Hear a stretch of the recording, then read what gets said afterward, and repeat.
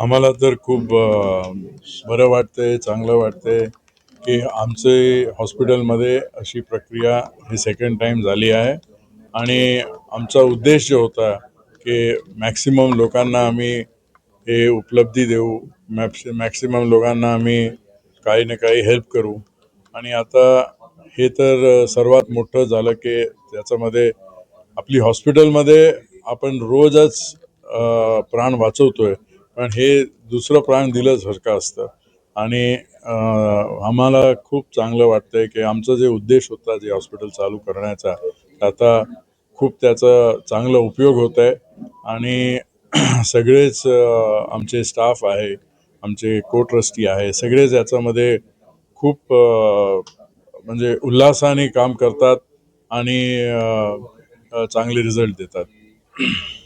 Sir अवयवदान हे कितपत महत्वाचं आहे कशा प्रकारे खूपच महत्त्वाचं आहे. आता जसे डॉक्टर रणवीर म्हणाले तसे वेटिंग लिस्ट खूपच मोठा आहे.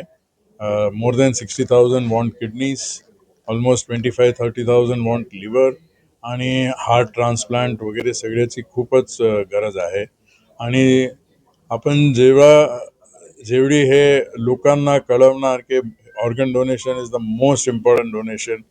लाईफ असली तेव्हा तर मनुष्य कामात असतो, पण after life also he can really donate, which is a very big thing and people should understand this and come out with more and more for donations. आम्हाला सर्वात जे अवघड जाते ते जाते जेव्हा कोणी पेशंट ब्रेन डेड झाला असेल तर त्यांचे नातेवाईकांना आम्हाला समजवायला की हे एवढं इम्पॉर्टंट आहे, हे याच्यासाठी आमचा जास्तीत जास्त वेळ जातो. जर लोकांना हे समजलं की त्यांनी स्वतः पुढे यायचं आणि असं झालं आहे तर ब्रेन डेड झाले आहे तर स्वतःने पुढे येऊन डोनेशन केलं तर आपण एवढे लोकांचे जीव वाचवू शकतो. सर आपल्या महावीर हॉस्पिटलमध्ये काही सिरियस पेशंट जेव्हा येतात त्यांच्याकडे असं फॉर्म भरून घेतात का? फॉर्म भरून घेतात पण अल्टिमेटली नातेवाईकांवरती असतं, त्यांची जे इच्छा असते तसंच आम्ही करू शकतो.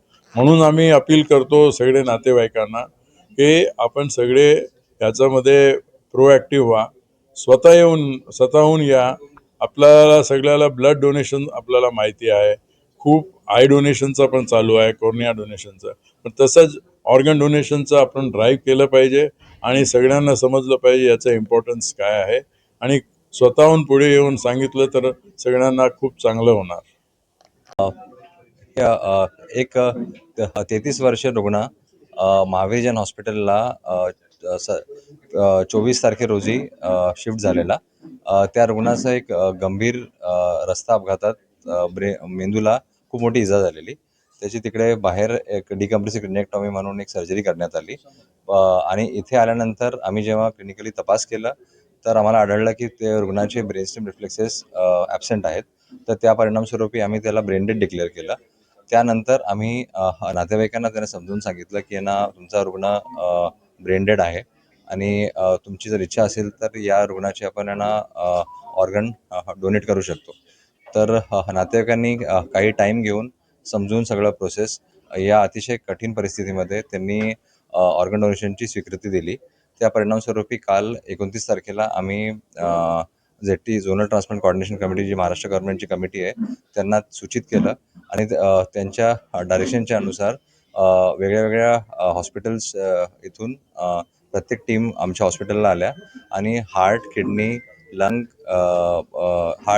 लिव्हर, पँक्रियास, कॉर्निया आणि बोन्स असे अवयव आम्ही प्रत्येक वेगळ्या हॉस्पिटल्सला डोनेट केले आणि ऑलमोस्ट 10 लोकांचे जीव वाचले आणि बऱ्याच पेशंट्सचा फायदा झाला. एक ऑलमोस्ट 9 ते 10 लोकांना, कारण की जे काही ऑर्गन आपण रिट्राईव्ह केले आणि ते ट्रान्सप्लांट झालेले ते सगळ्या शस्त्रक्रिया यशस्वीरित्या पार पडलेल्या आहेत.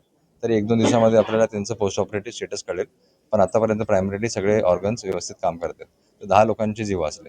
हजारो लोकांना अवयवांची गरज आहे, काय संदेश द्याल? जसं आपल्या सगळ्यांना माहिती असेल की यांना कित्येक पेशंट डायलिसिसवर असतात, कित्येक पेशंट लिव्हरच्या आजाराने ग्रस्त असतात. तसंच जर तुम्ही रजिस्ट्री बघितली तर कमीत कमी 50-60 हजार पेशंट डायलिसिस वर आहेत आजच्या काळामध्ये, ज्यांना अर्जंट ट्रान्सप्लांटची गरज आहे. 30 ते 40 हजार पेशंट जे लिव्हरचे पेशंट आहेत, ज्यांना लिव्हर ट्रान्सप्लांटची गरज आहे. ज्याच्यामध्ये हार्ट फेलियरचे ॲडव्हान्स केसेस आहेत, त्यांना हार्ट ट्रान्सप्लांटची गरज आहे. तसंच पँक्रियाज, लंग्स ज्यांचे निकामी आहेत, लंग्स ट्रान्सप्लांटची गरज, असे लाखोच्या संख्येमध्ये सॉलिड ऑर्गनसाठी आजच्या तारखेमध्ये रिक्वायरमेंट आहे. तर तर जसं मी सांगितलं की एवढी ऑर्गन्सची गरज आहे, तर नागरिकांना मला एकच संदेश असेल की प्रत्येकाने ऑर्गन डोनेशनसाठी जागरूक होणं गरजेचं आहे. प्रत्येक इंडिव्हिज्युअलनी त्याच्यासाठी ऑर्गन डोनेशन कशाप्रकारे होतो, कसं होतो आणि काय काय करता येईल, त्याच्यासाठी आपल्याला वाचणं किंवा समजून घेणं गरजेचं आहे. एखाद्याचं कोणाचं जर ब्रेन निकामी झालं तर प्रत्येक रुग्णाच्या नातेवाईकांनी समोर येऊन समजून ऑर्गन डोनेशनसाठी स्वीकृती देणं गरजेचं आहे.